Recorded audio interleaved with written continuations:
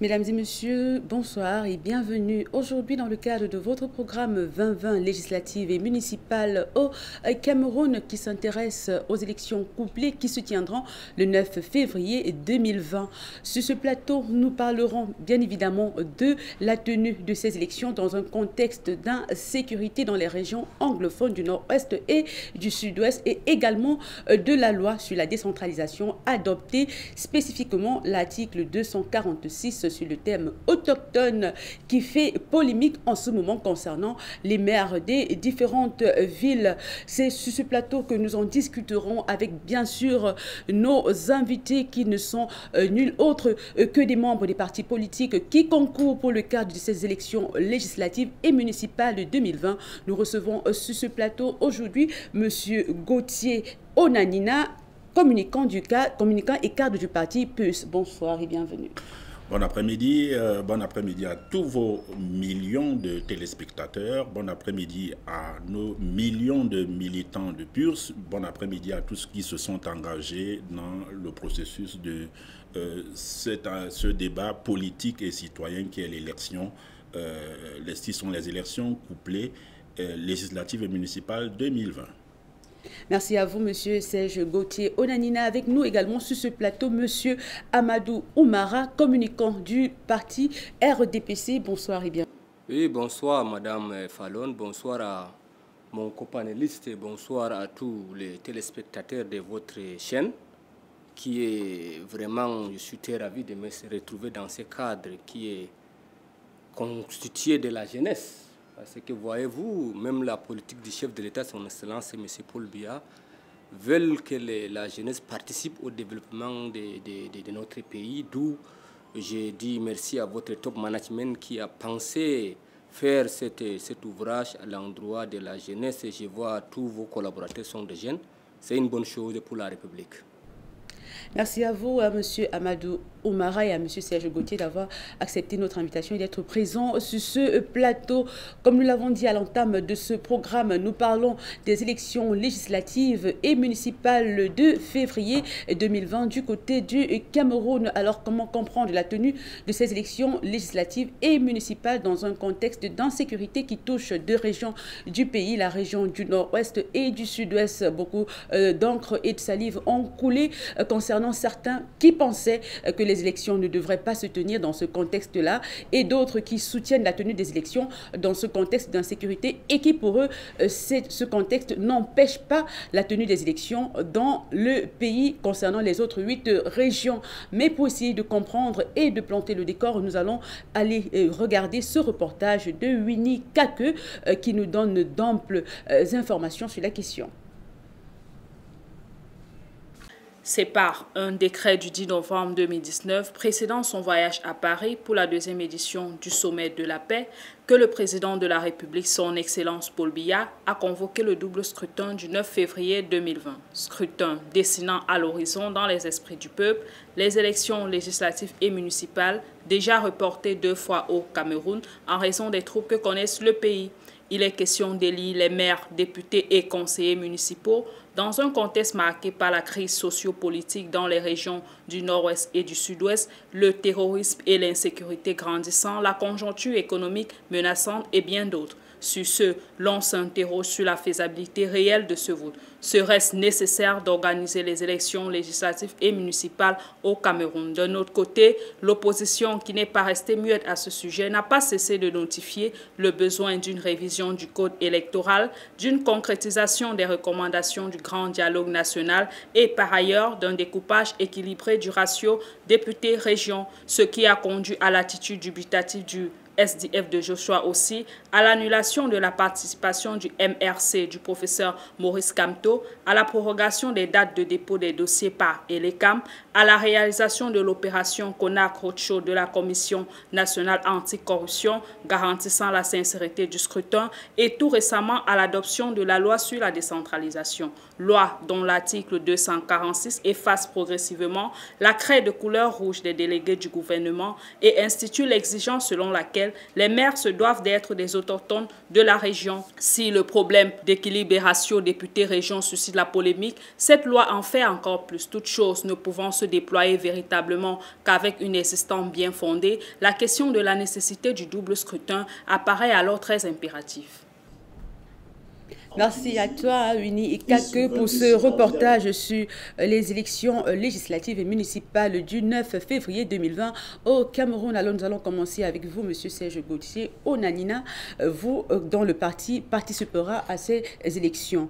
Pensez-vous actuellement que le contexte sécuritaire dans les régions anglophones, précisément, donne au Cameroun la préparation nécessaire pour pouvoir organiser ces élections, même si cela n'affecte pas les autres 8 régions du pays? Est-ce que cette insécurité qui règne au nord-ouest et au sud-ouest ne peut pas constituer une entrave à ces élections?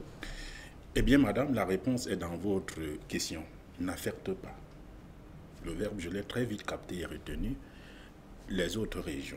Alors, du coup, nous sommes en train de produire une émission à Douala. En quoi est-ce que la crise anglophone, telle qu'elle se déroule là-bas avec l'éclatement de la guerre, le crépitement des armes, nous empêche de fonctionner? Est-ce qu'ils ne se sentent pas délaissés de ne pas pouvoir participer à la vie politique du pays sur ce plan? C'est une très bonne question. Est-ce que la crise syrienne a empêché qu'il y ait des élections là-bas? Est-ce que la crise au Mali a empêché qu'il y ait des élections? Est-ce que la crise en Centrafrique en a empêché? Pour vous répondre de façon concrète et de façon technique, si vous avez une maison de 10 enfants et que 8 dérapent du point de vue comportemental, la famille s'arrête-t-elle? Le temps se suspend-il? C'est ça, c'est cela. Et c'est pour ça qu'il faut aller aux élections. D'abord parce que le mandat des parlementaires et des maires et conseillers municipaux est arrivé à expiration. Il a été prorogé. Le président de la République n'avait plus qu'un mois. C'est le même président de la République à qui nous reprochons une certaine illégalité très souvent lorsqu'il prend des décisions qui ne nous arrangent pas. Donc, pour une fois, il a respecté. Nous aurions souhaité qu'un ensemble de dispositions, qu'on les proroge peut-être pour mettre en œuvre le grand dialogue, mais il a su peut-être, puisque c'est lui qui contrôle la météo politique, une certaine météo politique, il a su jouer dessus. Ensuite, le suffrage, les partis politiques concourent au suffrage universel. C'est lui qui nous permet à la fois de mettre en œuvre la vision que nous avons du bien-être des populations. Et nous avons donc besoin de ces populations, non seulement pour exister, nous, partis politiques, à travers un ensemble de positions de pouvoir que nous occupons pour impacter clairement la situation socio-politique de notre pays, mais ces populations également ont besoin de nous pour asseoir leur bien-être quotidien, parce que ce sont les acteurs politiques qui détiennent au bout du compte la décision.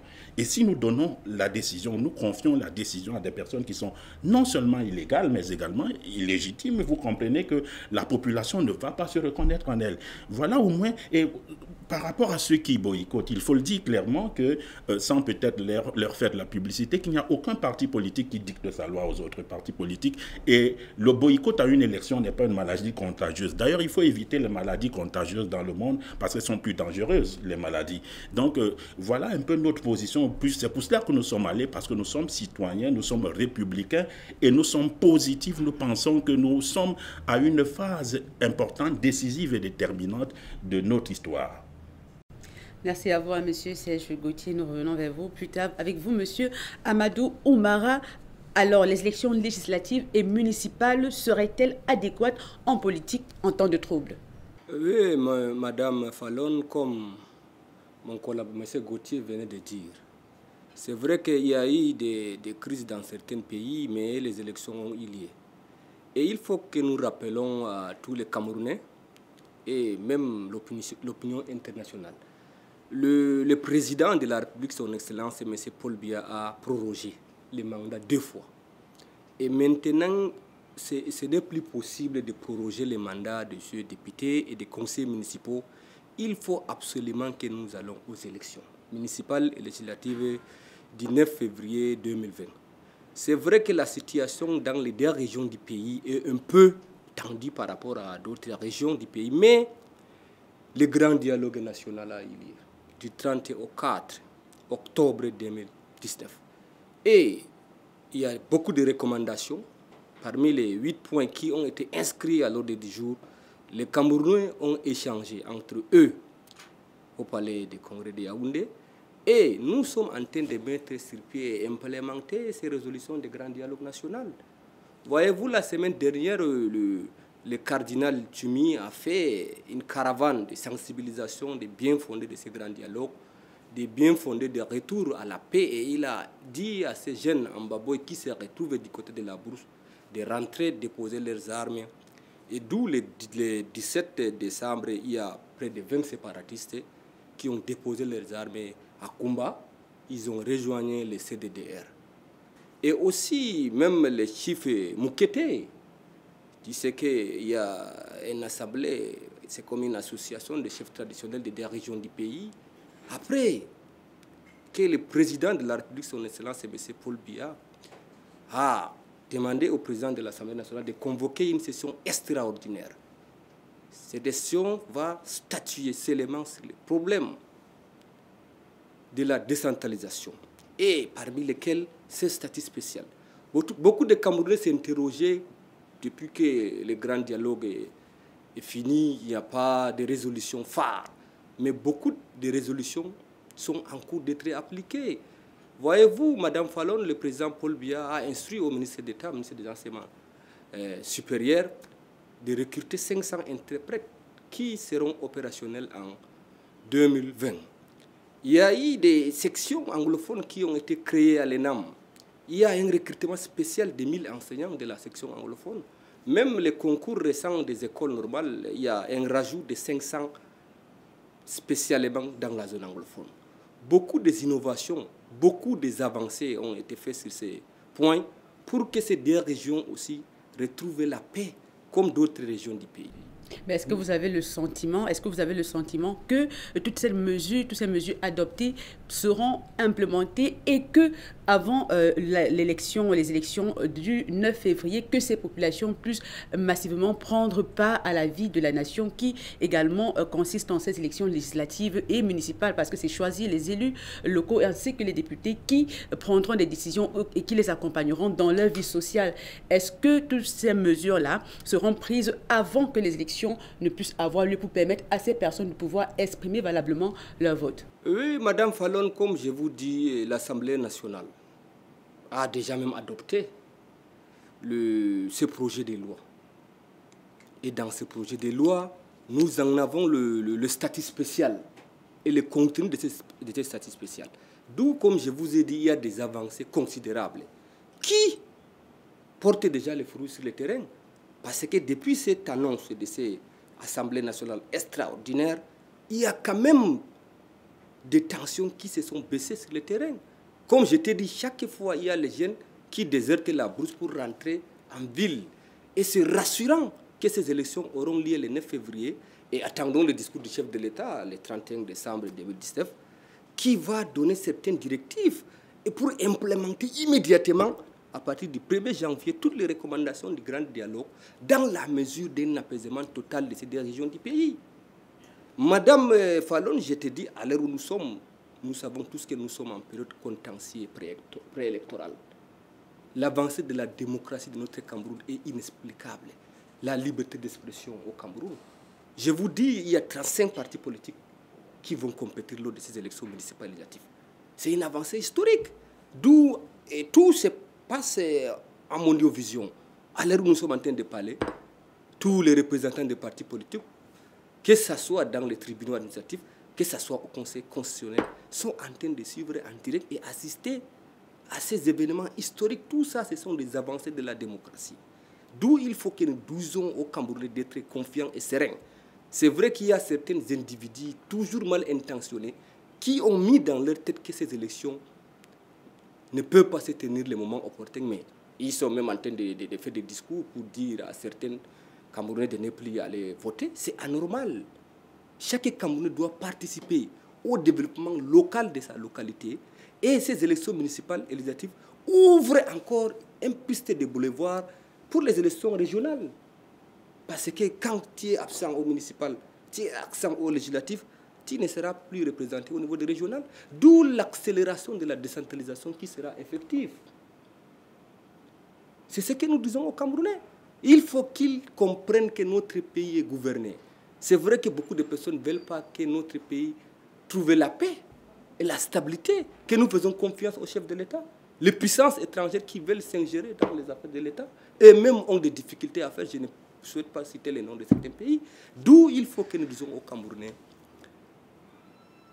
les efforts du gouvernement sont en train d'être consentis chaque jour à travers les membres du gouvernement et les ministères concernés pour que la paix y revienne dans ces deux régions du pays. Nous tous, nous ne sommes pas contents, nous sommes écœurés. Quand ces périodes de fête de fin d'année, que nos frères et sœurs de ces deux régions du pays ne jouissent pas de la paisibilité pour aller fêter. Oui, et il faut que nous rappelions tout le temps dans nos discours que nous faisons, que ce soit dans les plateaux, même dans les quartiers, on dit à ces jeunes Ambaboy qui sont en brousse de rentrée, on ne va rien les faire. Les CDDR sont opérationnels, on va les accueillir pour les réintégrer dans l'administration, pour leur insertion socio-professionnelle. Ils se sont égarés, mais le président les a donné les opportunités, les occasions. La main tendue du président est toujours tendue. Ce sont ses fils qui ont pris les armes contre ses propres fils. Et il les a dit de revenir à la raison. Et je te dis, même les Ambaboy, l'Ambazonie, même ceux qui veulent la sécession, ont fait un rétropédalage. Oui, ils ont dit maintenant, ils souhaitent le fédéralisme à deux États. Bientôt, ils vont opter le statut spécial que le président que l'Assemblée nationale a adopté ces dernièrement. D'où tout est en train d'avancer. Avant-hier, ils ont écrit une correspondance en disant maintenant ils laissent l'idée de la sécession du pays, mais ils optent maintenant le fédéralisme à deux États. Tu vois comment ils sont en train de revenir à la raison petit à petit. Bientôt, ils diront non, il faut que nous allons au statut spécial, que le contenu est déjà connu. Merci à vous, à M. Amadou Oumara. Nous revenons vers vous, M. Serge Gauthier Onanina. Vous avez écouté votre co-panéliste tout à l'heure qui a implémenté un certain nombre de faits concernant le grand dialogue et les décisions, les résolutions prises au cours du grand dialogue national qui ont déjà commencé à être implémentées sur le terrain, notamment dans les régions du nord-ouest et du sud-ouest. Alors aujourd'hui, avez-vous le sentiment qu'après ces résolutions-là qui sont en train de commencer à être implémentées, que sur le terrain, quelque chose change, ou alors si sur le terrain véritablement quelque chose change, malgré, nous nous excusons de ne pas avoir sur ce plateau, même si nous allons en parler, la présence des membres du MRC, voilà, que nous avons quand même souhaité sur ce plateau et que nous avons invité certains et qui ont accepté de venir mais qui aujourd'hui ne sont pas là. Est-ce que si vous avez l'impression peut-être que les choses sont en train de s'améliorer du côté du nord-ouest et du sud-ouest, alors comment comprendre l'effervescence autour du boycott du mouvement pour la renaissance du Cameroun du professeur Maurice Kamto? Effervescence. Je vais vous dire, je suis un analyste politique avant de communiquer pour un parti politique. On apprécie un fait politique sur la base d'indicateurs et d'indices scientifiques. Et sur le plan de l'élection, nous allons apprécier la qualité d'un boycott, s'il y en a, sur la base de ce qu'on appelle l'abstention. Nous allons prendre des éléments comparatifs entre une élection qui s'est déroulée avec un nombre d'inscrits presque pareil, et maintenant on va voir le niveau d'abstention ou d'engouement des uns et des autres. Pour l'instant, le boycott n'est qu'une formule creuse. C'est quand l'élection s'est passée qu'on va apprécier la qualité du boycott. On est là dans la science de l'information. Et c'est vraiment important ce que je vous dis. Maintenant, concernant la crise anglophone, moi je veux y revenir pour dire que ce n'est pas parce que le président de la République va parler à la nation que les armes vont s'arrêter de crépiter, monsieur. Ce n'est non plus parce qu'on a pris un ensemble de lois, de textes de loi, que les armes, on n'assassine plus les gens et que tout le monde, il y a une paix dans les zones du Nozo. Donc il faut faire très attention parce que j'ai l'impression qu'au RDPC, on consomme sans modération le discours, la parole présidentielle comme si c'était un roi. Mais passons. Pourquoi sommes-nous allés à cette élection, madame?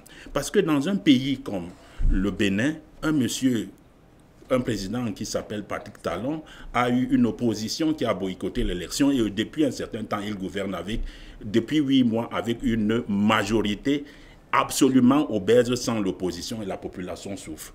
Or, une mutualisation des forces de l'opposition pour pouvoir obtenir une majorité à l'Assemblée nationale mettrait non seulement la pression au gouvernement actuel, mais empêcherait au président de la République en cas de majorité de l'opposition. Mais dans le contexte camerounais, on voit quand même que la mutualisation de forces concernant l'opposition est très difficile. Mais madame, en 1991, il y a eu, l'opposition a été majoritaire, 92, l'opposition a été majoritaire dans ce pays et il a fallu qu'il y ait un jeu des alliances. Comment vous dites que les mutualisations ne sont pas possibles? Vous n'êtes pas dans le secret des partis politiques. Moi, je vous dis donc qu'il y a un ensemble de mots d'ordre. C'est la lecture qui s'est faite quand même avant la présidentielle de 2018, où sauf que les Camerounais attendaient cette mutualisation des forces de l'opposition pour pouvoir renverser le RDPC, ce qui n'a pas été fait. Et vous faites donc une très bonne remarque. Les erreurs d'hier nous ont servi de leçon pour le présent.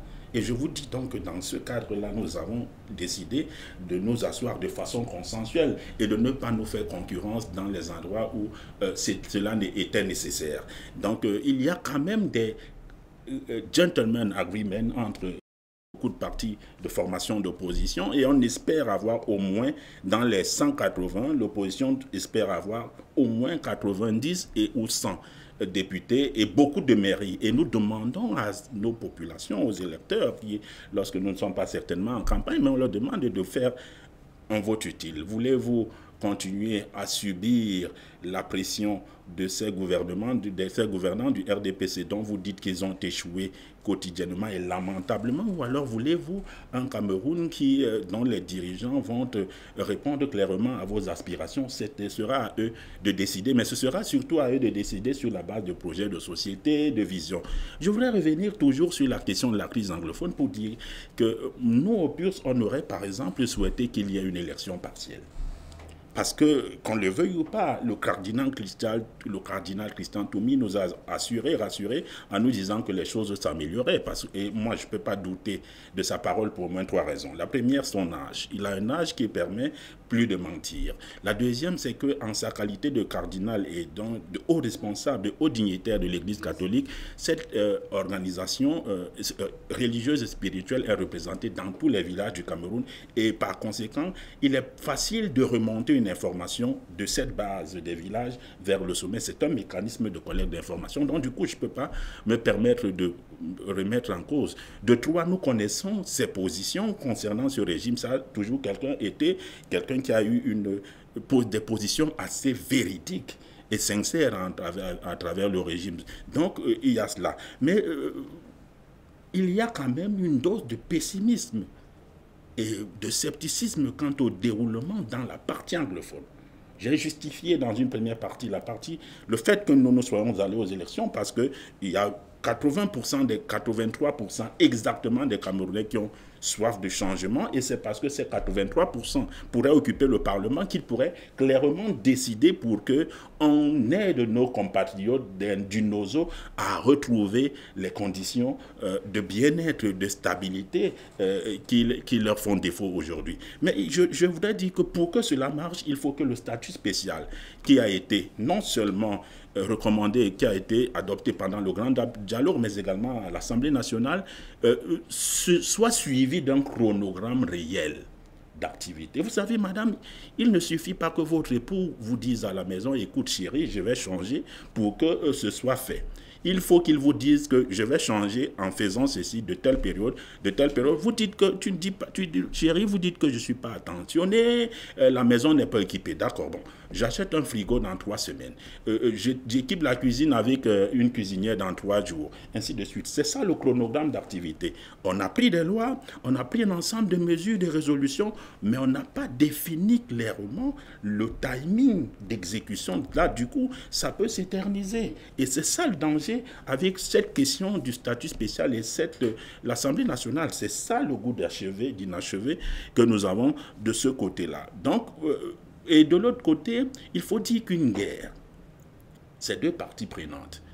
J'ai l'impression qu'on a toujours tendance à faire le procès d'une partie qui est le système gouvernant, qui a sa part de responsabilité et qui, s'il avait engagé le dialogue en 2016, nous n'en serions pas là 3 ans plus tard. Et nous avons vivement recommandé ce dialogue au PURS. Nous avons même tenu des conférences de presse et sorti un document de proposition de solution définitive de crise qui n'a pas été prise en compte jusqu'à ce qu'il y ait une escalade de la violence avec des égorgements, des images et incroyablement insoutenable au niveau des réseaux sociaux et autres. Donc, mais la deuxième partie, l'autre partie, ce sont donc entre guillemets, les sécessionnistes. Dans une crise, et j'aime toujours schématiser de façon minimale, dans un conflit familial, pour que tout avance bien, il faut que chacun accepte de jouer le jeu, accepte de laisser du lest, c'est-à-dire de céder quelque chose. Le gouvernement a fait des efforts. Peut-être ne sont-ils pas suffisants ou insuffisants, c'est à chacun d'apprécier. Mais il a fait des efforts jusqu'à la libération d'un ensemble de personnes. Ils sont déjà pratiquement 500. On a libéré, on a dit qu'il faut les libérer, on veut ceci, on veut cela, on veut cela. Mais est-ce que vous n'avez pas le sentiment que le gouvernement a fait des efforts quand la mayonnaise avait déjà pris? Parce qu'il y a une différence entre ceux qui revendiquent et qui ne se sont pas radicalisés. Donc vous pouvez apporter une solution, et des personnes qui se sont radicalisées et qui ont pris goût à verser le sang. Est-ce que le gouvernement n'a pas réagi peut-être quand le goût des conflits, de la guerre était déjà assez parti, et que les personnes en face se rendent compte que la guerre les a peut-être apporté beaucoup d'autres choses en plus qu'ils ne possédaient pas avant, et que avec la réconciliation, peut-être aujourd'hui, ces choses-là, ils les perdront et pour lesquelles ils ne voudraient pas pouvoir participer? Alors, quand je vous entends raisonner, madame, et m'interroger, je fais une sorte de schématisation d'une situation de couple. Vous avez une situation de couple avec votre mari, il y a de la volonté à résoudre le problème, on apporte, il vient avec les solutions au problème, et vous lui dites, comme tu n'as pas réagi il y a 6 mois, je pars. Le problème n'est pas là. Est-ce qu'on a mis du temps à réagir ou on n'a pas mis du temps à réagir? Ce n'est pas là le débat. Le débat, c'est est-ce que les solutions qui sont là sont des solutions qui sont acceptables? Est-ce qu'on fait les efforts de les accepter ou pas? Si elles sont acceptables, on les accepte. Si elles ne sont pas acceptables, on dit clairement qu'on les accepte. Le débat n'est pas combien de temps a-t-on mis pour résoudre la question. C'est un faux débat, c'est périphérique. Donc le problème de fond, et ça concerne les sécessionnistes, quelle est leur part d'effort? Parce que vous me dites, il y a un problème, ce problème existe parce que vous n'avez pas fait ceci, vous n'avez pas fait ceci, vous n'avez pas fait ceci. Eh bien, moi je fais ceci, je fais. Qu'est-ce que vous faites en retour? Vous pouvez me citer un seul acte des sécessionnistes positifs qu'ils ont posés et pour démontrer qu'ils ont une volonté de ce que la guerre s'arrête, radicalisation ou modérée. C'est de cela qu'il est question. La population qui souffre est une population camerounaise. On n'a pas à savoir si c'est une question de temps. Je vous prends un cas. Moi, j'ai été, et je l'ai dénoncé sur plusieurs plateaux de télévision. Est-ce que vous savez que la guerre, madame, est normée par la Convention de Genève et qu'il y a des actes que l'on ne doit pas poser sur les individus en situation de guerre, femmes, enfants, prisonniers de guerre, et même dans les cas de la tuerie, pour ne pas dire de meurtre ou de crime. Lorsque vous prenez une femme qui est dénudée, c'est-à-dire qui n'a rien entre elle, juste parce qu'elle a le statut de gardienne de prison, c'était sa seule arme. Vous prenez un policier, c'était sa seule arme, vous l'égorgez en mondiovision. Dites-moi à quelle logique de revendication cela obéit-il? À quelle volonté de voir les choses avancer cela obéit-il?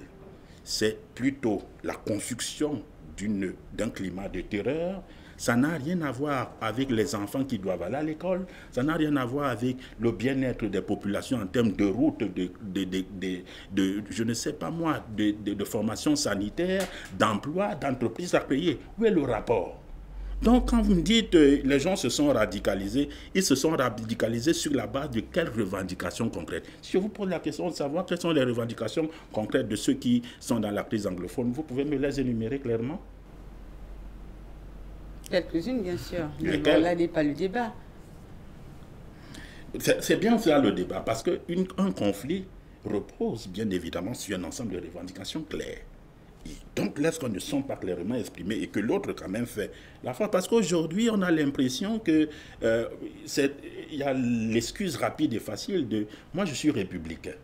Nous sommes dans une république et dans la république, ceux qui gouvernent ont la préséance de la décision.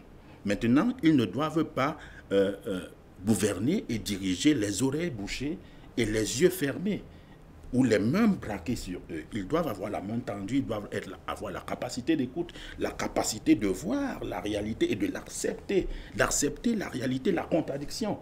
Maintenant, moi, je veux bien savoir ce que les sécessionnistes. Je fais de la politique, mais je ne suis pas un politicien qui vient mentir, qui vient faire de la langue de bois. Je pose le problème avec pertinence devant tous pour que nous voyons quels sont les efforts consentis. Et nous, dans l'opposition, dans le PURS, nous pensons que l'une des responsabilités du gouvernement, c'est d'avoir longtemps et longuement attendu avant de réagir, parce que ce problème n'aurait pas pris la proportion, la dimension qu'il a aujourd'hui. Effectivement, merci à vous, hein, monsieur. Nous revenons sur cette question-là à plus tard. Nous venons vers vous. Monsieur Amadou Oumara, comment comprendre cette effervescence autour du boycott du MRC du professeur Maurice Kamto concernant ces élections législatives et municipales qui se basent sur le conflit dans les régions du nord-ouest et du sud-ouest? Oui, Madame Fallon, c'est vrai, j'aurais souhaité la présence d'un militant du MRC pour lui dire le candidat malheureux à l'élection présidentielle de 2018, Maurice Kamto, a trahi le peuple camerounais. Maurice Kamto, lui-même, il est dans l'incohérence dans ses propos. Maurice Kamto a donné des raisons. Il a dit la situation d'Inozo et le code électoral. Madame, je rappelle, la situation d'Inozo en 2018 était plus complexe qu'en 2019. Maurice Kamto est allé aux élections. Le code électoral, donc Maurice Kamto revendique sa victoire à l'élection présidentielle. Il est allé aux élections en 2018. Et maintenant, Maurice Kamto vient en 2019 dire qu'il ne participe pas aux élections. Et quand, à 5 heures de la date de fermeture des dépôts de dossiers, Maurice Kamto dit à ses compatriotes qu'il ouvre la chance à tous les Camerounais, y compris les Bayam Salam, à MRC pour qu'ils viennent déposer leurs dossiers. Et il y a des l'engouement au niveau de la jeunesse du MRC. J'avais des camarades qui pensaient être des conseillers municipaux et des députés, mes amis de l'opposition. Mais à leur grande surprise, de façon unilatérale, sans toutefois consulter la directoire du MRC, Maurice Kamto a décidé de ne plus aller aux élections. Je me rappelle, dans une scène concurrente, Michel Ndouki, maître Ndouki a dit ça, que Maurice Kamto n'a pas consulté la base et ni son directoire pour décider de ne plus aller aux élections. Moi, je pense que Maurice Kamto n'était pas prêt. En disant qu'il était deuxième aux élections présidentielles, il a compris qu'il n'a pas pu constituer des listes sur toutes les 360 communes du Cameroun et 180 postes de députation. D'où maintenant il dit aux Camerounais qu'il ne participe pas pour des raisons. Et lui-même, il était dans une chaîne toujours concurrente. Il donne des informations qui ne sont pas concordantes quand il part hors du pays. Il avait dit dans une chaîne concurrente, il y avait 3000 morts dans la crise de Nozo. Et il a dit, il est contre le fédéralisme à des États. Et après, il voyage, il part dans un pays, dans une chaîne toujours, je peux dire France 24, il parle de 12 000 morts. 12 000 morts. Et après, il dit encore, il faut donner le fédéralisme aux anglophones. Voyez-vous, il y a des incohérences au niveau de ces déclarations en public.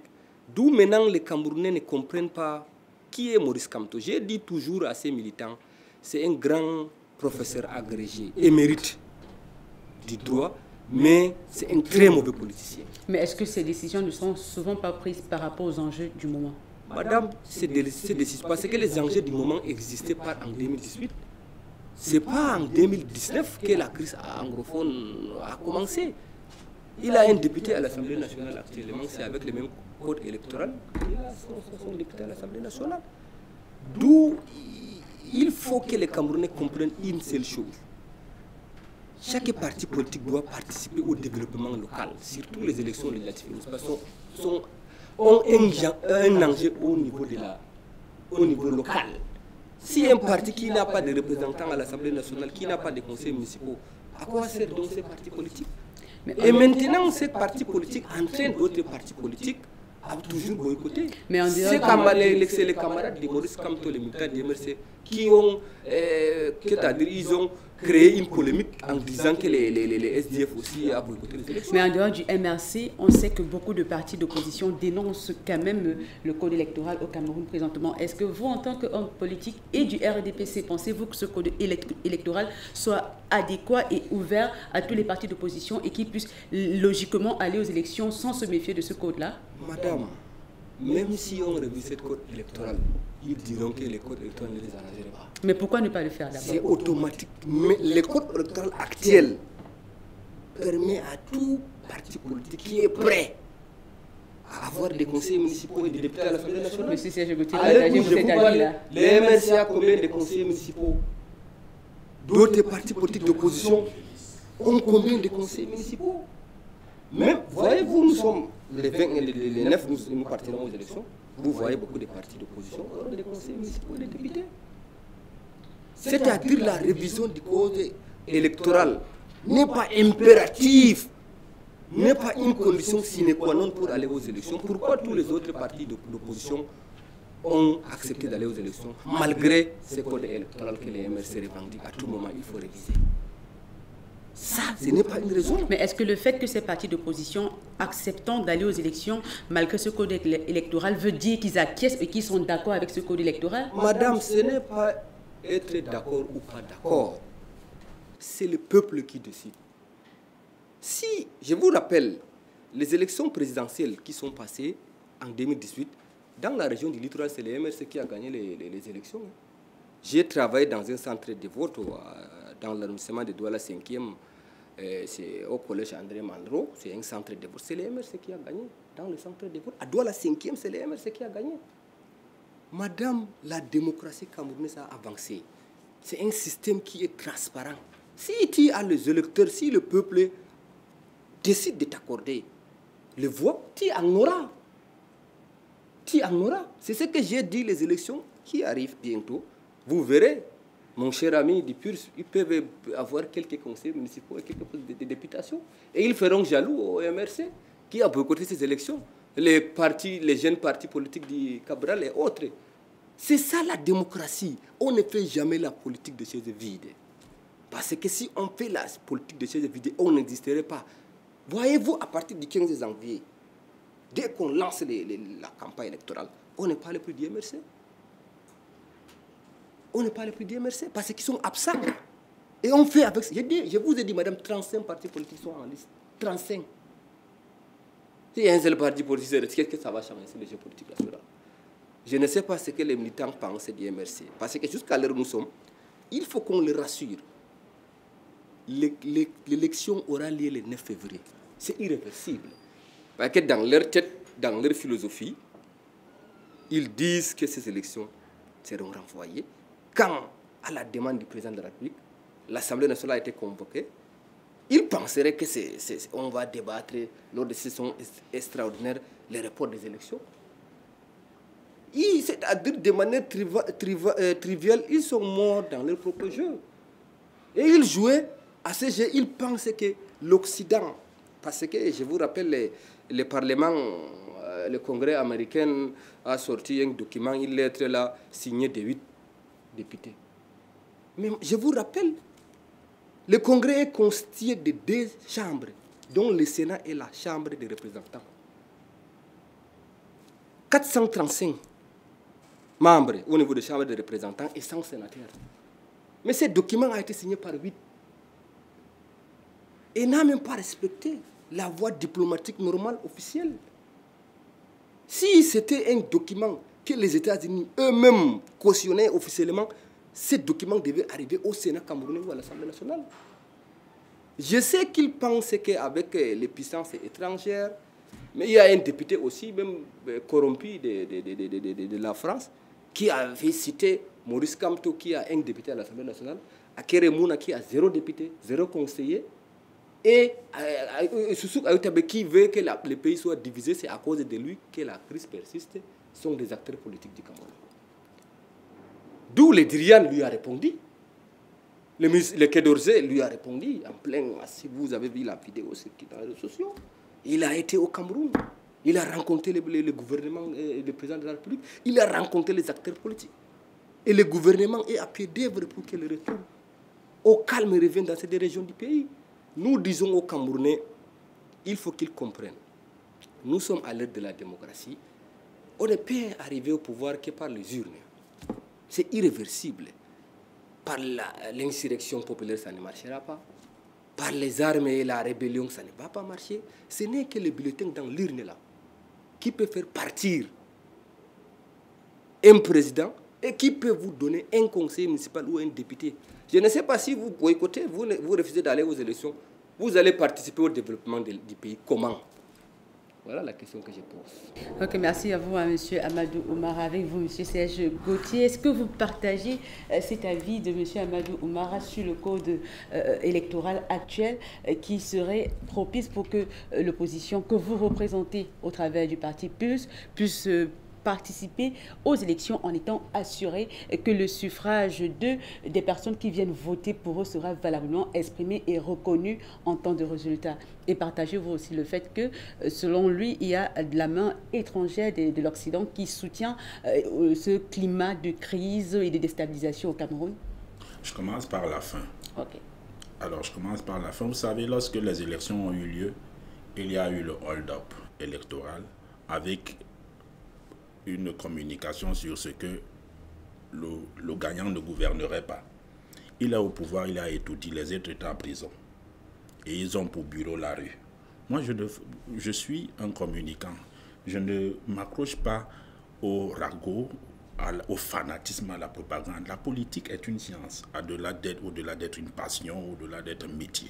Il faut que les gens, on soit sérieux. Les gens viennent faire de la mise en scène pour créer de la diversion. Et on me parle de l'aide. Je vais vous dire une chose qui est claire.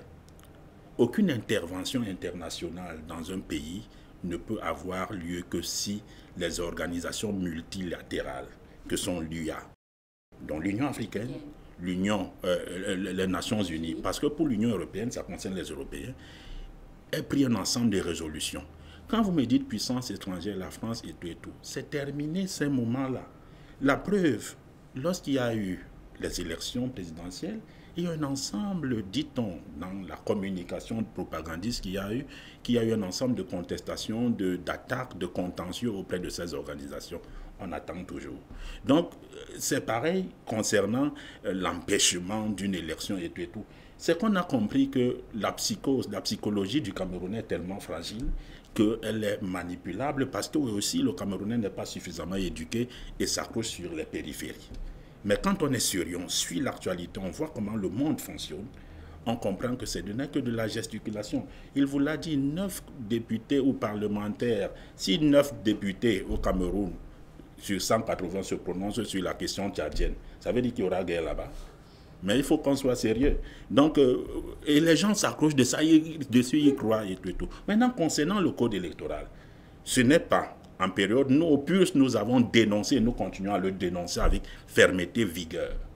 Si vous allez sur nos pages, sur les réseaux sociaux, page Twitter, compte Twitter, page Facebook officielle du parti, page Facebook de Serge Espoir Matomba, notre premier secrétaire, vous verrez que 2 semaines avant la convocation du corps électoral, quand le Parlement a commencé à siéger, nous avions une phrase que le président de la République et les parlementaires entrent dans l'histoire en revisant ce code électoral. Dès qu'on a convoqué le code électoral, nous avons arrêté la communication sur la revendication du code électoral. Demandez-nous pourquoi, parce qu'on ne revendique pas, ce n'est pas en période électorale qu'on revendique le code électoral. C'est malséant, on le revendique avant. Quand le corps électoral a déjà été convoqué, on constitue sa liste, on compose son dossier, on décide de partir ou de ne pas partir, on bat campagne, on élabore les stratégies de campagne. Les enjeux sont tout autres.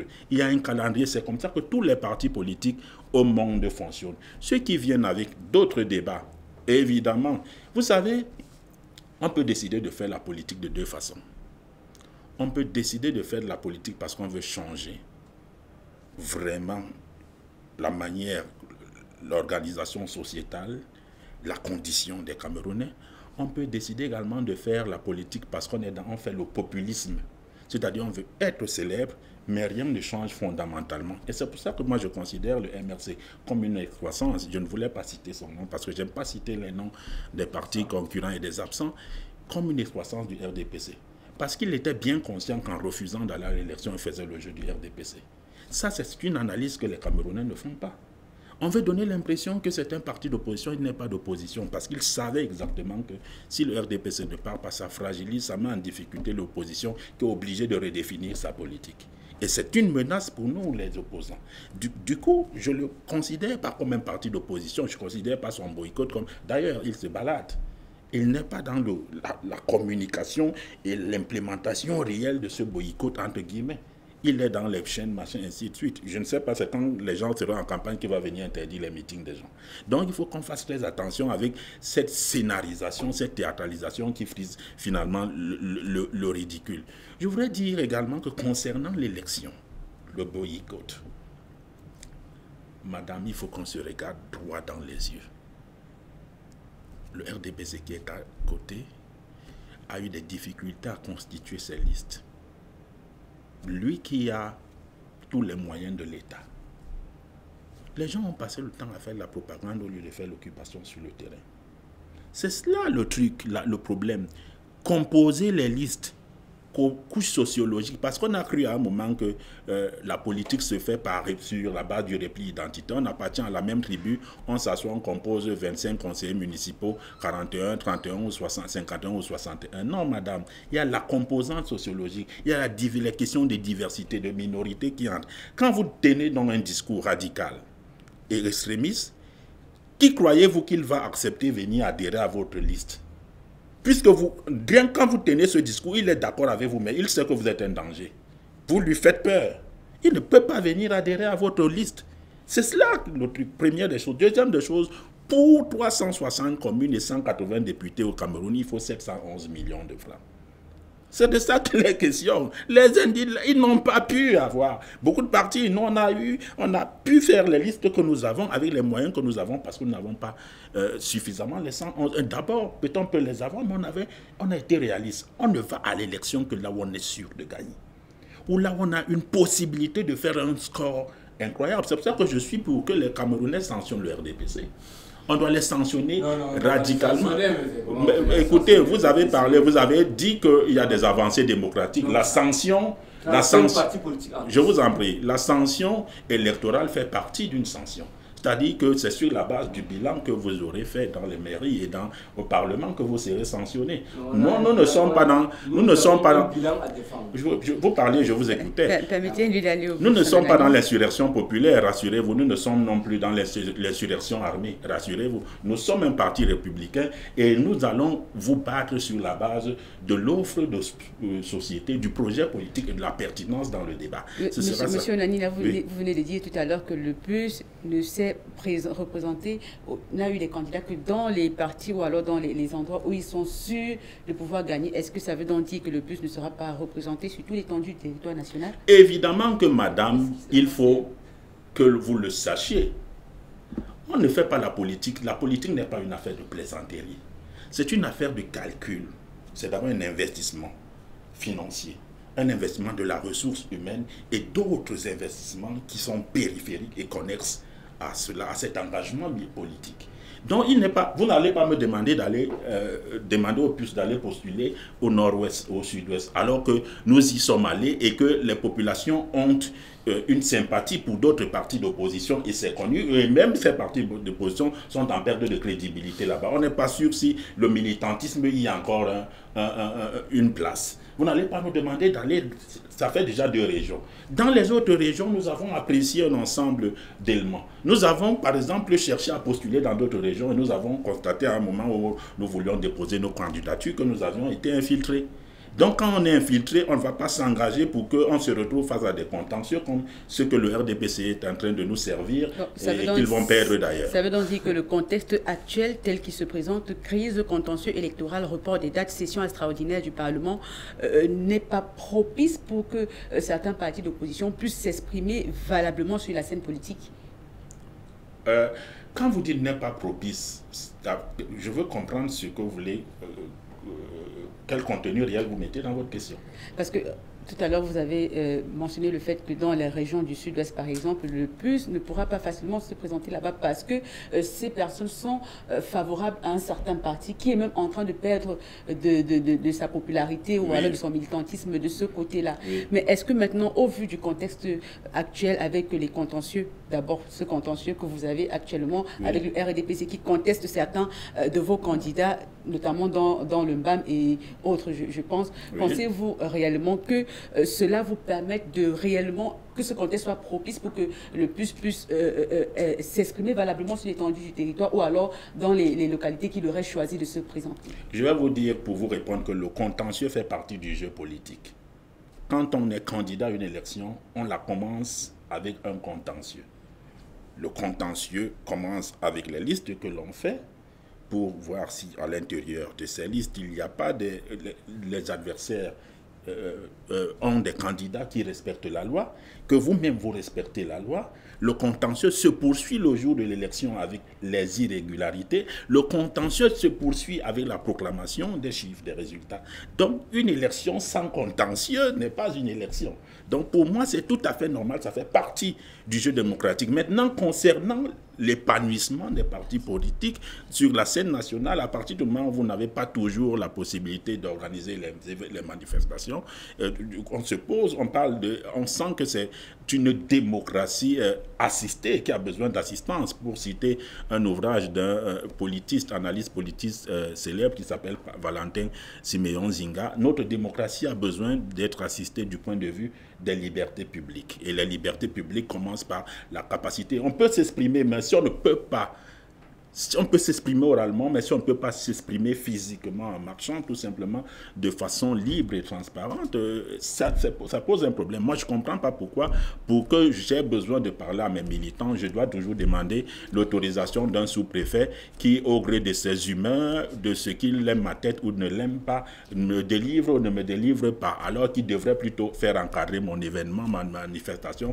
par des policiers qui sont payés par les impôts que je paye, ou mes militants et les autres compatriotes paye. Mais quand c'est le parti au pouvoir qui organise ces manifestations, il n'y a jamais d'interdiction. Du coup, on se pose la question sur le niveau de santé de notre démocratie du point de vue des libertés publiques. Du point de vue électoral également, il faut qu'on sache une chose concernant le code électoral qui vient d'être évoqué et vanté par la partie d'en face, qu'à partir du moment où des élections commencent à souffrir, ou un document commence à souffrir de contestation, que perd-on à le réviser?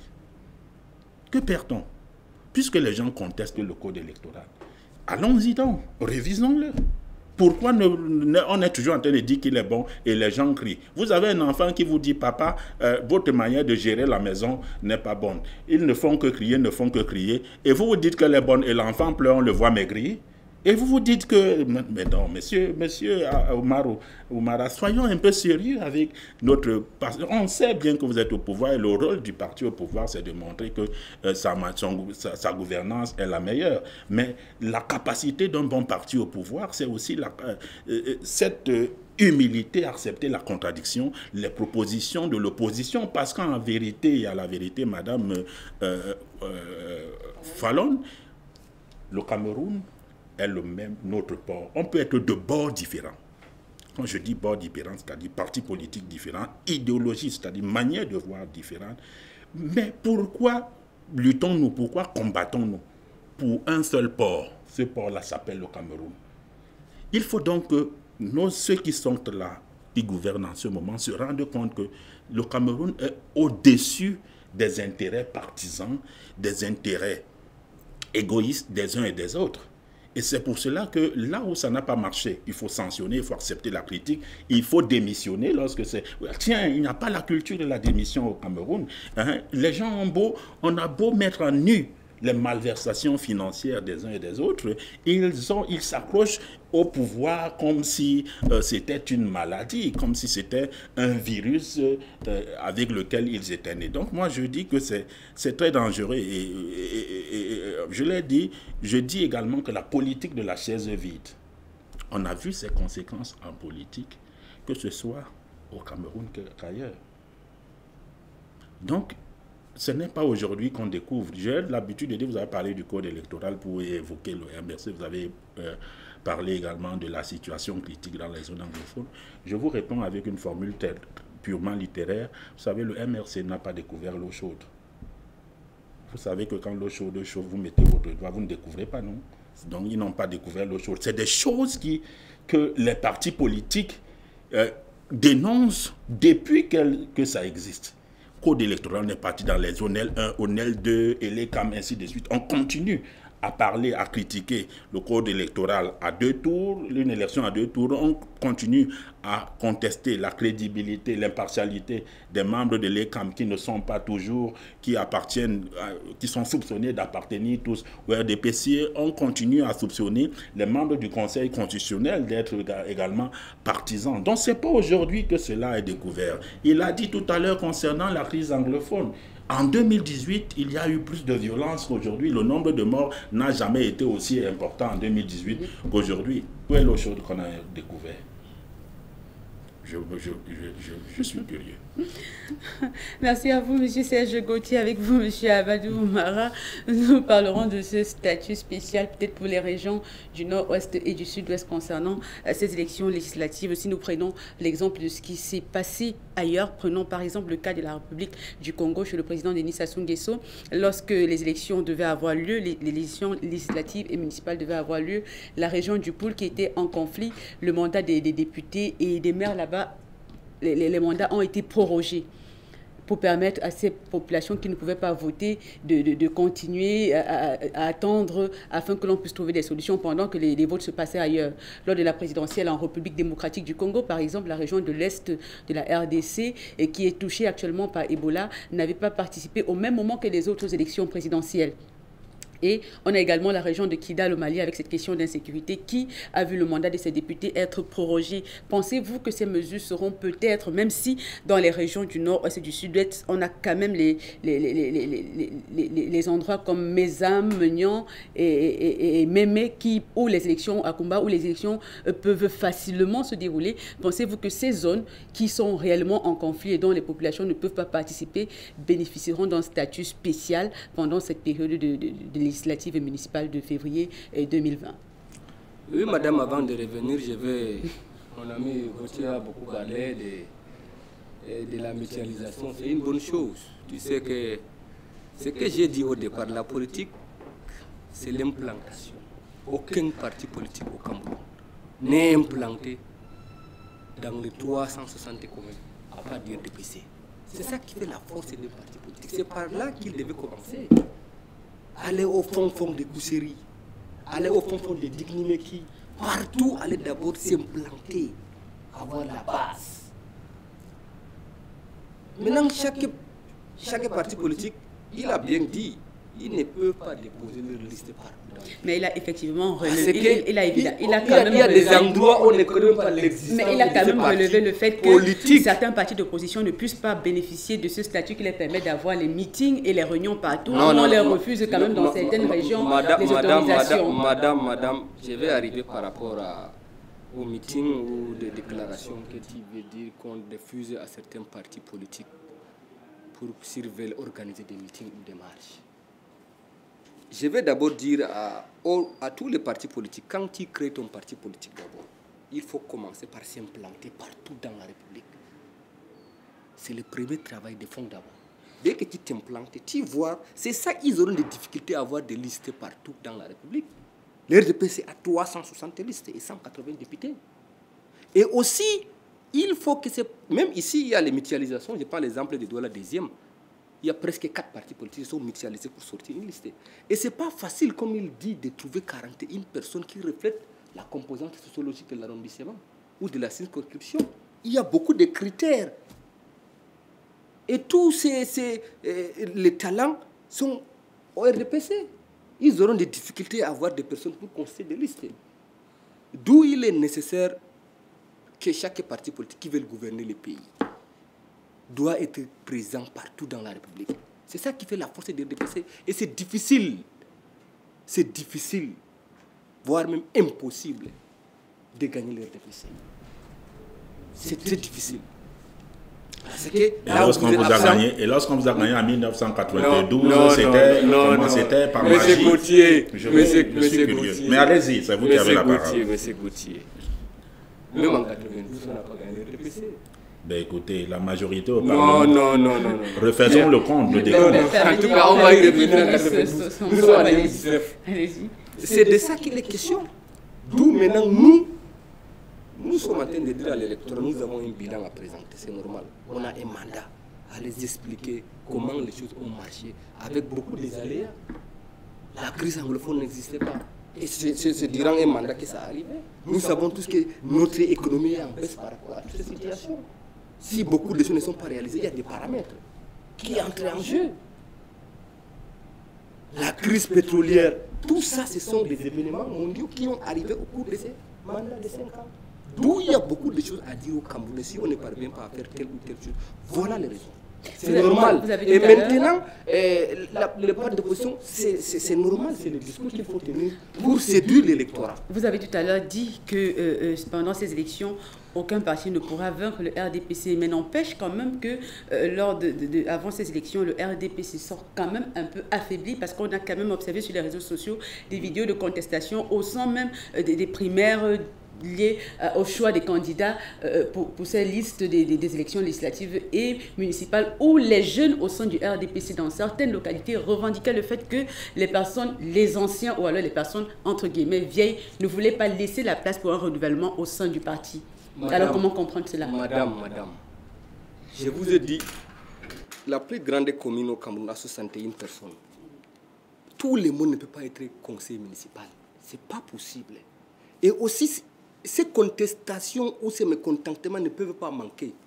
Quand il y a, à chaque fois, quand soit l'investiture, soit les primaires, il y en a ce genre de contestations. Je vous dis, les élections de 2020, le RDPC a 39% de jeunes. Mais pourquoi ne pas laisser Mais tu vas les voir. Dès que les élections, je t'ai dit 39% de jeunes et de femmes. Le circuit du président a été respecté. C'est vrai que certains disent qu'il y a certaines personnes, on ne veut plus les voir. Mais pensez-vous que parce que quelqu'un est vieux, il n'a rien à apporter? Il faut composer. Et des personnes âgées qui ont de l'expérience et de la jeunesse. On ne peut pas composer un parlement qui a 180 députés jeunes, qui n'ont rien géré, qui ne connaissent pas l'administration. C'est de ça qu'il est question. Il faut mélanger avec des anciens qui ont de l'expérience, qui vont coacher ces jeunes dans la bonne marche de la République. D'où il est impératif que je vous rappelle, au niveau des contestations, ça a existé. C'est normal, beaucoup de camarades sont lésés, mais c'est déjà passé. C'est ça qui fait la conviction à un parti politique. On n'aime pas les RDP. Moi, je t'ai dit, j'ai été candidat dans une des listes à la deuxième. Quand il y a eu 3 listes, mon nom a sauté. Et j'ai assumé, j'ai continué à servir les partis. J'attends les échéances à venir. D'où il faut être militant de conviction et non militant d'opportunité. Et je reviens aux exemples que tu as pris dans certains pays où on a repoussé les élections dans certaines zones où il y a des fois des tensions. C'est vrai, mais chez nous aussi, j'ai dit on avait renvoyé les élections 2 fois. Et les dispositions, peut-être dans des pays que tu as pris l'exemple, Mali et autres, les dispositions concessionnelles les permettent. Peut-être, quand il y a foyer de tension quelque part, on peut aller aux élections et on laisse la partie ici. Et les contextes ne sont pas les mêmes. Parce que chez nous, les gens veulent que le pays soit divisé, madame.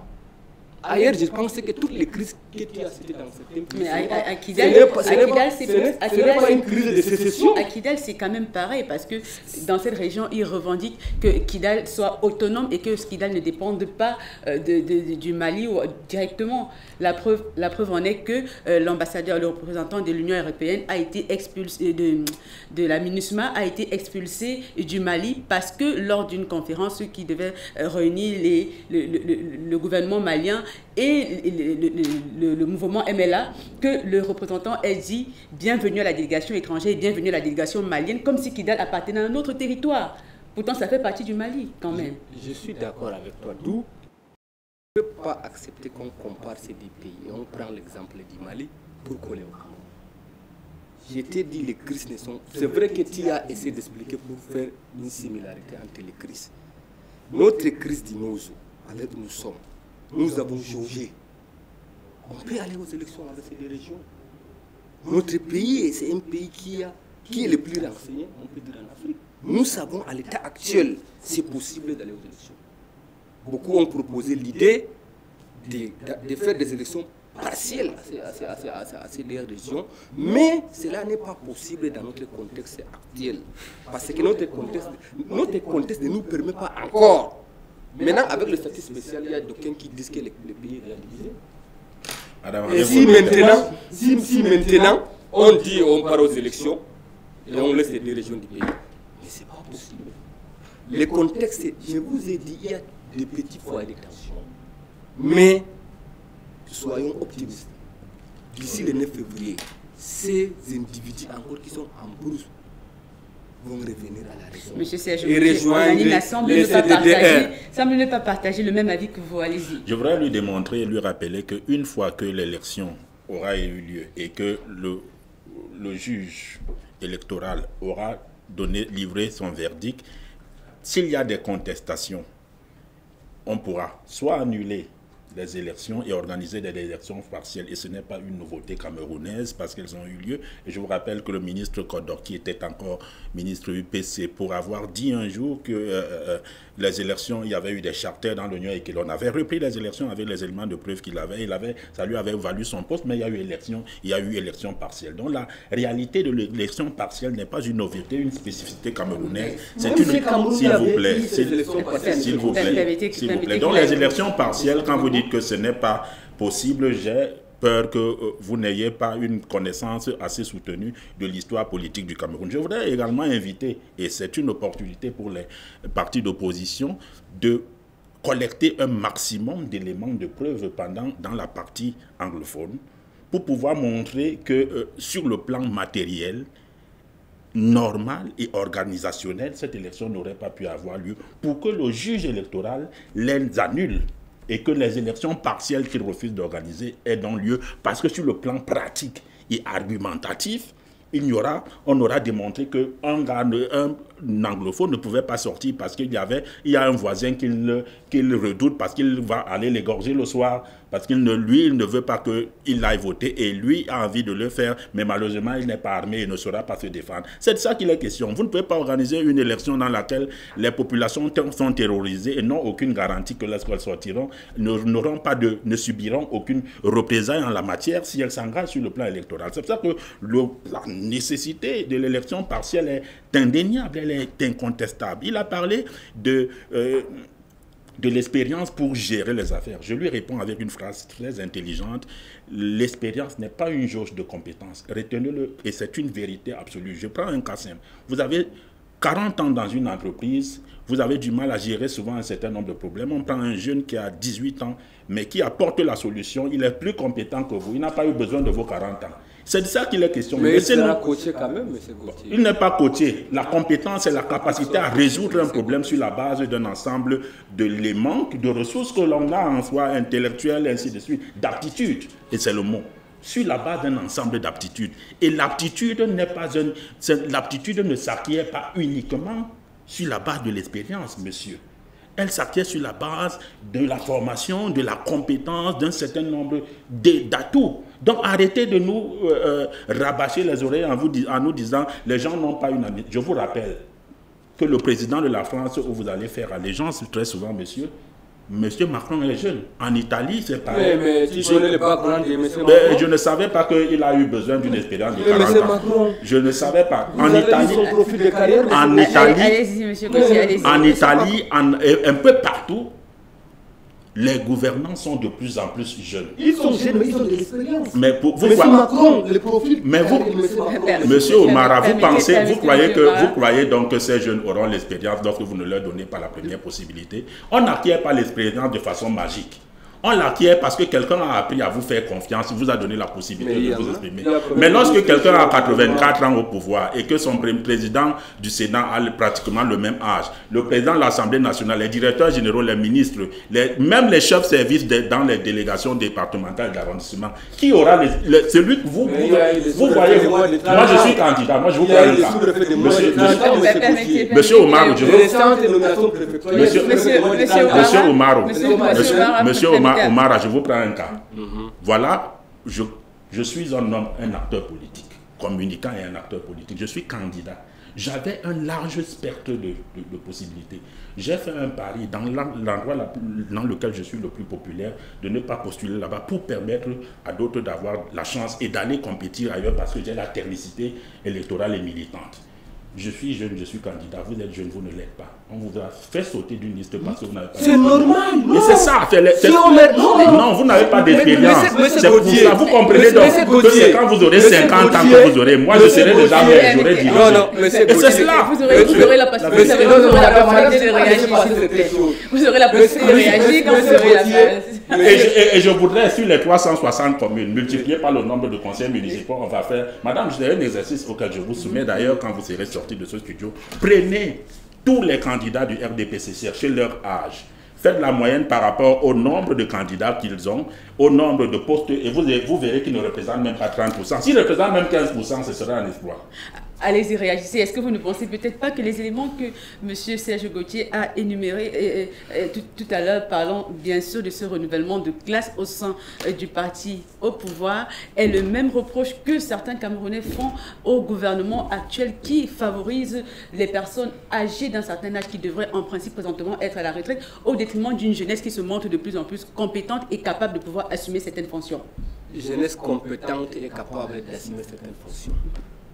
Savez-vous qu'il y a des ministres jeunes dans le gouvernement de M. Paul Biya? Manauda Maloda, Manauda, l'actuel ministre. Si, mais ils ne sont pas valablement représentés. Il y a le pourcentage est quand même dérisoire. Il y a des sous-préfets. Il y a combien de sous-préfets jeunes? Je vais vous dire, si le Cameroun est... Attendez, dernièrement, le président a promis au grade des commissaires divisionnaires. Il y a combien de jeunes? Mais il faut que ça commence d'abord à la base. Je vous dis, madame, il y a actuellement au Cameroun, il y a un sous-préfet moins de 30 ans. Vous le savez? Il y a des PC à moins de 40 ans. Mais il y a également des postes de Madame, je voudrais vous dire, avec sa permission également, je voudrais vous dire que les sous-préfets sont des agents d'exécution. Les jeunes en ont marre d'être le menu fretin. Vous savez ce que c'est que le menu fretin? Le menu fretin, ça veut dire qu'on me donne les queues de cerises alors qu'on mange du caviar à table. C'est de ça qu'il est question. Allez-y, monsieur Omar. Monsieur Gauthier, nous sommes d'accord sur une seule chose. Si vous dites que le président Paul Biya a eu la chance de bénéficier, c'est-à-dire la confiance des Camerounais, à diriger notre pays pendant 37 ans, c'est une bonne chose. 37 ans de paix, 37 ans de stabilité. Notre pays a connu la crise en 2012 avec la secte Boko Haram. Et en 2016 et 2017 que la crise anglophone a vu le jour. C'est la stabilité que nous voulons, c'est la paix. Et même maintenant, là où je vous parle, le président fait confiance à la jeunesse. Comme je vous dis, il y a des jeunes PCA, il y a des jeunes qui sont dans le gouvernement, il y a des jeunes qui sont à quelle proportion? Tous les jours. Il y en a aussi.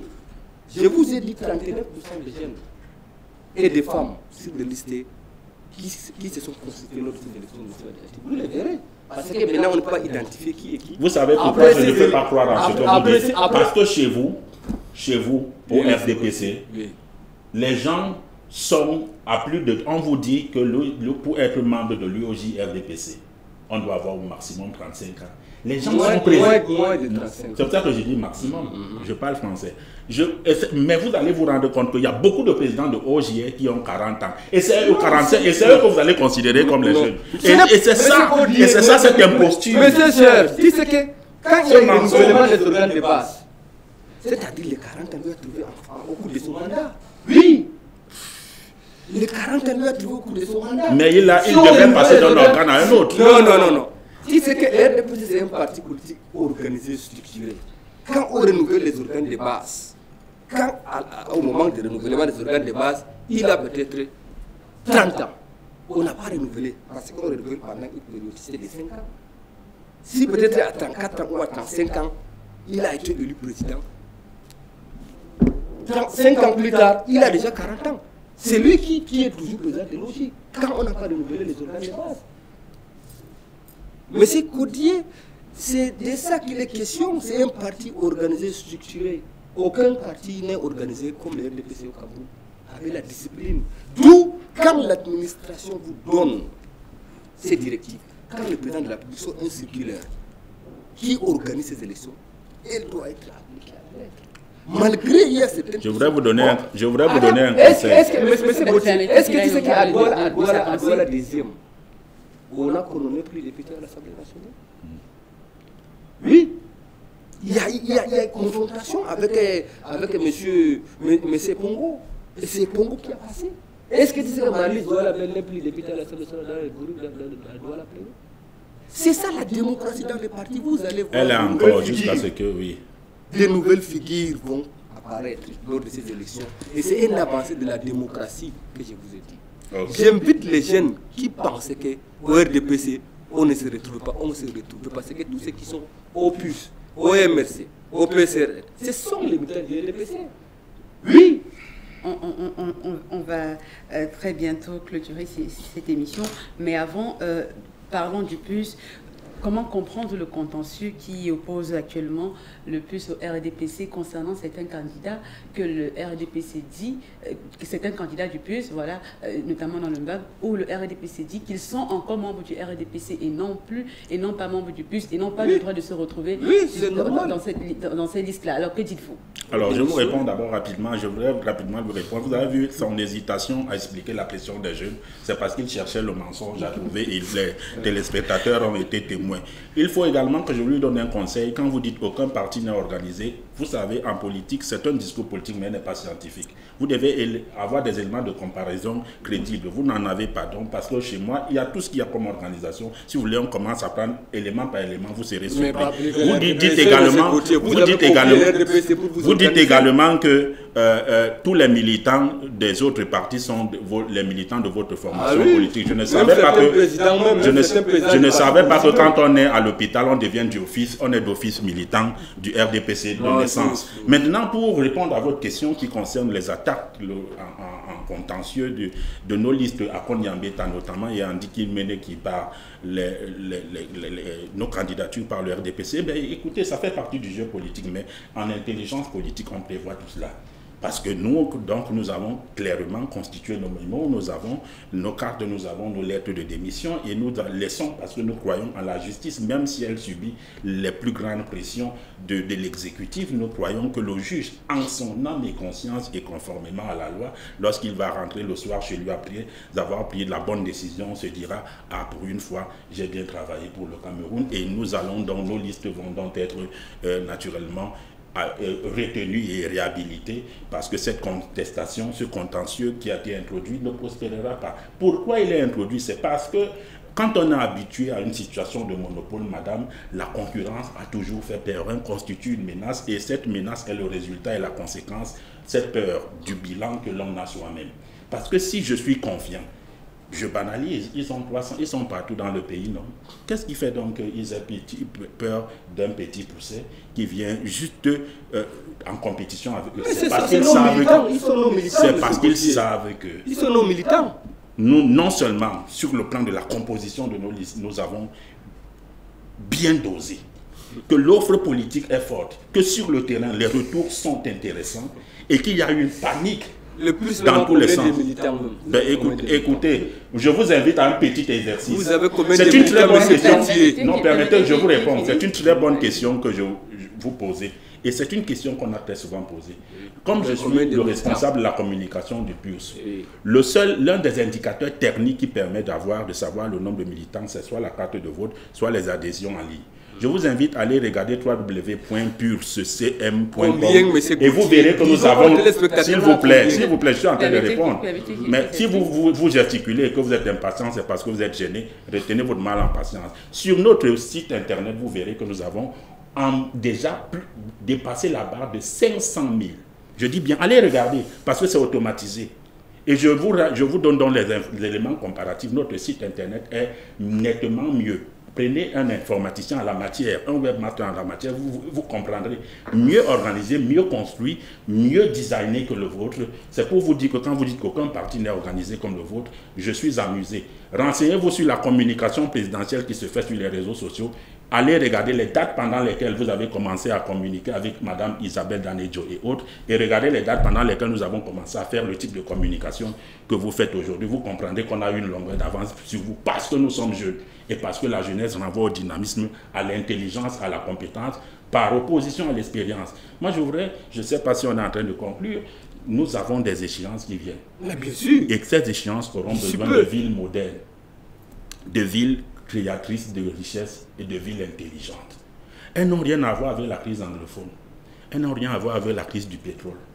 Parce que la crise du pétrole a des enjeux nationaux. Madame, nous habitons Douala.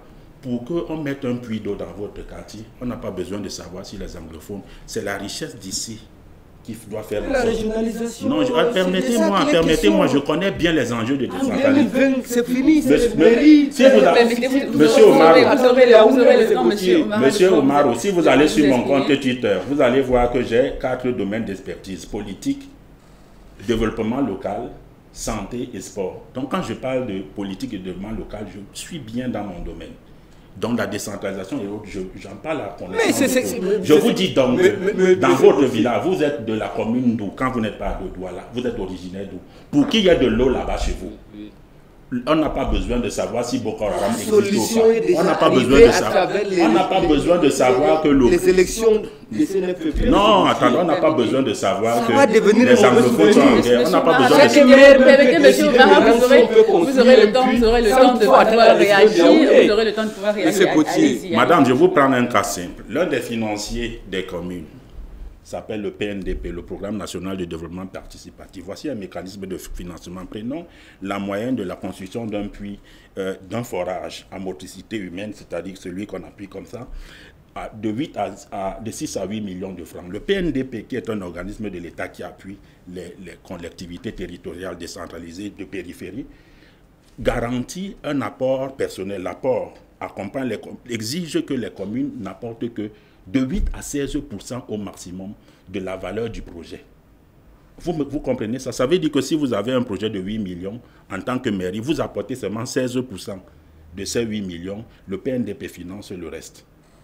Les communes du RDPC ont été incapables d'apporter ça. C'est la crise anglophone qui devait faire ça.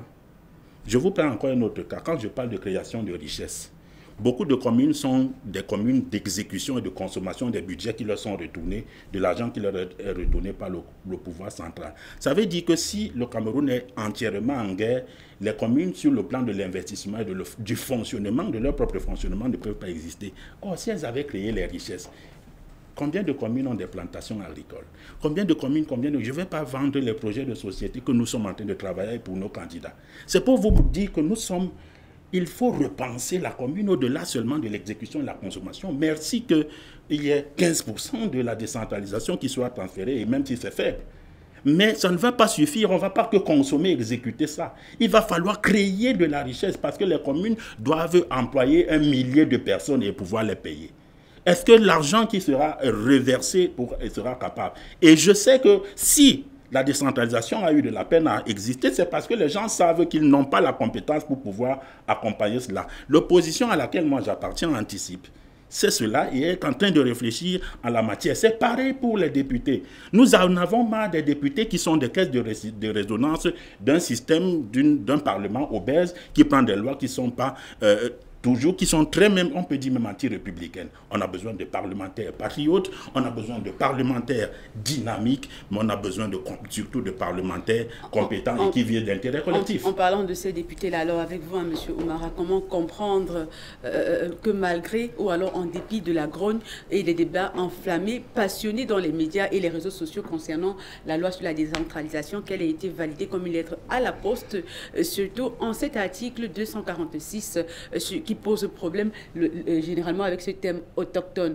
Alors, est-ce que les députés, en validant cette loi et spécifiquement l'article 246, ont d'abord, selon le gouvernement camerounais, défini le contexte dans lequel on dira autochtone ou pas, ou alors cette loi s'applique avec la définition des Nations Unies sur les droits des autochtones et des minorités? Oui, madame, l'article 246 a fait couler beaucoup d'encre et de salive. C'est l'article, les gens ont oublié même les avantages même de ces codes avec les statuts spéciaux pour les 2 régions du pays, mais ils se sont basés sur autochtones et allogènes. Et par le passé, les délégués du gouvernement sont nommés par le décret du président de la République, selon son pouvoir discrétionnaire. Et la personne qui est nommée, il est l'autochtone de la ville. C'est-à-dire ici à Douala, on nomme un Douala d'Ivouri comme délégué du gouvernement. Et maintenant, on dit avec la nouvelle, l'article 246, c'est élargi à la région. Les maires de la ville doit être un autochtone de la région. C'est-à-dire qu'il peut être du Sanaga maritime, peut être du Camp. C'est-à-dire tous les départements d'Ivouri, un de leurs peut être maire de la ville. Par le passé, les délégués du gouvernement qui remplacent les maires de la ville et les fils du centre de la ville. Il faut que nous expliquions aux Camerounais ces 2 concepts. Là où il y a changement maintenant, c'est-à-dire c'est ouvert à la région et on va le voter. Par le passé, c'est le président de la République qui nomme. Maintenant, on va voter les maires de la ville. Le poste de délégué du gouvernement disparaît. Voilà de manière explicite. Et maintenant, quand on revient au problème de l'autochtone allogène, même maintenant, il y a des allogènes qui sont à la tête des communes d'arrondissement. Chez nous, au RDPC, actuellement, parmi les 6 communes des arrondissements, 3, les têtes de liste sont des Bamileke. À l'époque, par le passé, la mairie de Douala, 3e, a été dirigée par un nordiste, M. Omar Fadil. D'où au niveau des mairies, des communes, un allogène peut être maire. Mais au niveau des maires de la ville, que son poste est que le délégué du gouvernement disparaît, qu'un autochtone, c'est-à-dire un allogène ne peut pas être maire de la ville. Il faut que nous expliquions aux Camerounais cette petite différence. Il n'y a pas un changement global au niveau de qui va être délégué, maire à la place du délégué du gouvernement. Parce que les délégués du gouvernement, comme je vous ai dit, étaient nommés par le président de la République. Maintenant, les maires de la ville sera élu par un collège de conseillers municipaux. Et il y a eu beaucoup d'avancées de cette code. Je vais essayer d'énumérer quelques. Le maire de la ville, qui sera élu, il sera une personnalité autochtone ressortissant de la région de rattachement de la ville. Il doit être un conseiller municipal pour être éligible. Il y aura aussi quelques éléments, M. Gauthier. Très rapidement, parce que nous sommes à la fin. Voilà. Et aussi, il y aura le président de la région. Il est aussi une personnalité autochtone ressortissant de la région. S'agissant des communes d'arrondissement, ici, une personne résidant dans l'arrondissement, les candidats sélectionnés doivent être revêtus la composante sociologique pour toutes ces élections. Je prends le cas de Douala 2e, toujours. Il y a 4 composantes sociologiques, comme partout. Il y a les ressortissants du Grand Nord, il y a les centres sud et est, il y a le Grand Littoral, le Grand Ouest et les autochtones. Là-bas, les autochtones, ce sont les gens de l'Est et les anglophones. Moi, j'ai été présent lors de la construction de la liste. D'où cette composante sociologique est obligatoire pour qu'une liste soit validée au niveau de l'électeur. Et la jeunesse et les femmes doivent être représentées. Merci, hein, monsieur Mara. Est-ce que vous partagez cette notion d'autochtone dans le contexte camerounais, ou alors pensez-vous qu'on doit définir cette notion d'autochtone dans un contexte purement camerounais, ou doit-on se plaquer sur la définition telle que donnée par les Nations Unies? Les Nations Unies que le Mororo et les... Je ne savais pas que ce n'est pas vous qui avez la parole. Moi, je pense que je ne suis pas accroché forcément aux Nations Unies, mais je dis, chez nous, nous avons été très avant-gardistes. Nous avons, lors du grand dialogue, proposé ce qu'on appelait le droit du sol au droit du sang. Question pratique, Madame Fallon. Si mon fils, je vais aux États-Unis aujourd'hui, mon fils grandit là-bas, Moi, je suis Camerounais, originaire du Mbam, vivant à Douala. Quand mon fils revient au Cameroun, est-il américain ou bien camerounais? C'est ça la première question, c'est le droit du sol. Ça veut dire que lorsqu'on est né quelque part, on a grandi quelque part, on s'est réalisé quelque part, on se sent à l'aise. Moi, dans l'Oignon Ekele, je suis plus autochtone là-bas que chez moi, dans mon BAM natal, dans mon BAM originel, l'Oignon Ekele natal. Je voudrais également vous prendre un autre débat, une autre réflexion qui, à mon point de vue, est personnelle. Vous savez, les Indiens, qui sont les populations autochtones des États-Unis, ce sont les Indiens. Mais parce que sur le plan politique, d'autres individus sont venus apprendre à décider à leur place. Ils sont cantonnés dans les campements et c'est ces personnes qui dirigent les États-Unis et les Indiens n'ont aucune position de pouvoir, aucune décision déterminante. Si on va également en Australie, c'est valable pour les aborigènes. Alors c'est un débat qui devient donc intéressant. À quel moment les gens qui ne sont pas nés avec vous et qui ne peuvent pas apprécier les enjeux de votre existence et de votre éclosion, peuvent venir quand même à un moment occuper cet environnement, cet espace et tout décider à un moment. C'est un débat complexe, mais qui m'amuse parce que, je ne sais pas, chacun qui se plaint aujourd'hui qu'on lui bloque, on lui bat là, parce que des gens sont même allés jusqu'à dire que c'était une loi ciblée pour une population, mais ils oublient qu'ils auront un délégué du gouvernement qui sera originaire de là-bas et personne ne conteste, et que ceux du Nord ne se plaignent. Pourquoi ceux du Nord ne se plaignent pas? Pourquoi ceux de la zone anglophone ne se plaignent pas? Pourquoi ceux d'ailleurs du centre et autres ne se plaignent pas? Pourquoi c'est seulement eux? Donc il faut qu'on arrête ce jeu. C'est de la mauvaise foi, à la fois intellectuelle, mais également sociale. Parce que quand on joue toujours en vouloir tirer la couverture de son côté, évidemment qu'elle a des faiblesses, elle crée des frustrations, mais il faut toujours, sur le plan politique, mettre en avant l'intérêt collectif. Parce que c'est l'intérêt collectif qui peut asseoir et cimenter ce vivre ensemble. Ce qu'on est prêt à accepter, que demander que ça se déroule chez soi, chez les autres, il faut qu'on soit capable de l'accepter chez soi. Il ne faut pas être exigeant chez les autres et être tolérant, sinon on va se retrouver dans une situation des Indiens qui sont dans les campements et des aborigènes qui n'ont pas voix au chapitre. Merci à vous, cher monsieur, pour cette émission. Merci d'avoir accepté notre invitation et de nous avoir honoré de votre présence sur ce plateau. C'est ici que s'achève votre programme 2020 législatif et municipal sur Africa TV. Nous vous disons merci, monsieur Serge Gauthier. Je vous en prie.